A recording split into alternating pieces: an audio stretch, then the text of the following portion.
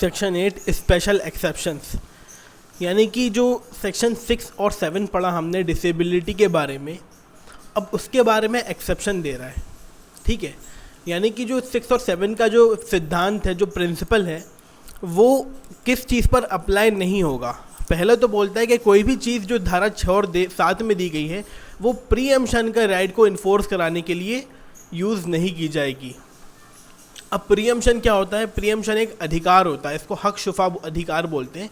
यानी कि हर इंसान को, आपको भी अधिकार है कि आप अपने पड़ोसी से उसकी प्रॉपर्टी सबसे पहले ख़रीदने की राइट रखते हैं। देखिए, अगर आपका पड़ोसी किसी और को प्रॉपर्टी बेचता है तो आप कोर्ट जाके उस सेल डीड को इस आधार पर कैंसिल करवा सकते हैं कि जज साहब, ये जो प्रॉपर्टी सेल की गई है, मैं पड़ोसी होने के नाते पहला अधिकार मेरा था और 20 लाख की प्रॉपर्टी ख़रीदी है, जो 20 लाख रुपए में देने को तैयार हूँ इनको, और इसीलिए प्रॉपर्टी मेरे नाम पे रजिस्ट्री कराई जाए। ये पहले पर्दा प्रथा और जो भी रीज़न हो, पहले ये चलता था, आज भी चलता है। तो प्रीएम्पशन के लिए आप लिमिटेशन से माफ़ी नहीं मांग सकते इस आधार पे कि जो मैं पागल हो गया था। इसका प्रीएम्पशन का पीरियड होता है 1 ईयर। ठीक है, 1 ईयर इसका लिमिटेशन पीरियड होता है। अब 1 ईयर के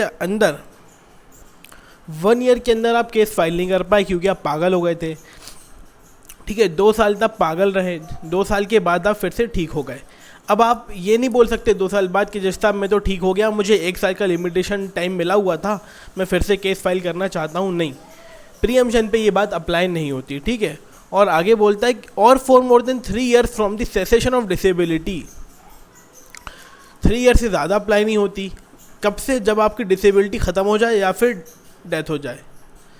अब 3 ईयर्स की लिमिट क्यों दी गई है? जैसे कि आपको अपनी इमूवेबल प्रॉपर्टी का कब्ज़ा वापस लेना है तो उसकी लिमिटेशन पीरियड है 12 ईयर्स। ठीक है, 12 ईयर्स के लिमिटेशन के अंदर आप अपनी ज़मीन का कब्ज़ा वापस ले सकते हो, नहीं तो आपका अधिकार ख़त्म हो जाएगा। ठीक है, ये प्रिंसिपल है। और लिमिटेशन का टाइम 12 साल है। अब 12 साल के दौरान आप पागल रहते हो। ठीक है, पूरे टाइम 12 साल आप क्या रहे? पागल रहे। 12 साल के बाद आप ठीक हो गए। 12 साल के बाद आप ठीक हो गए, 13, 14, 15वें साल में आप हो गए ठीक। अब इस दौरान के आपको 12 साल का नया पीरियड नहीं मिलेगा, ओनली 3 ईयर्स का नया पीरियड मिलेगा। ठीक है ना, 3 साल के अंदर अगर आप केस फाइल करना चाहो तो कर सकते हो, नहीं तो आप 12 साल, अगर सोचो कि हमें अभी भी 12 साल का टाइम है, तो आप केस फाइल नहीं कर सकते। ठीक है, इसी तरीके से डिक्लेरेशन का केस होता है। देखिए, तो डिक्लेरेशन में आपको 3 ईयर्स का टाइम मिलता है। ठीक है ना, 3 ईयर्स का आपको टाइम मिलता है। अब 3 ईयर्स में आपको डिक्लेरेशन कराना है, नहीं तो आपका टाइम बार हो जाएगा। लेकिन आप 10 साल तक पागल रहते हो, 10 ईयर्स तक आप पागल रहते हो। अब 10 ईयर्स के बाद जब आप ठीक हो जाओगे तो ये वाली जो धारा है ना, धारा आपकी 8, ये आपको बोल रही है कि 3 साल तक का टाइम अभी भी आपको मिल जाएगा।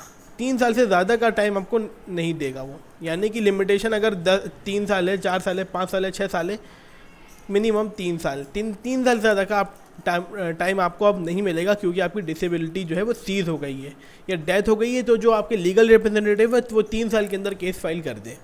ठीक है ना, उससे ज़्यादा टाइम किसी को नहीं मिल सकता।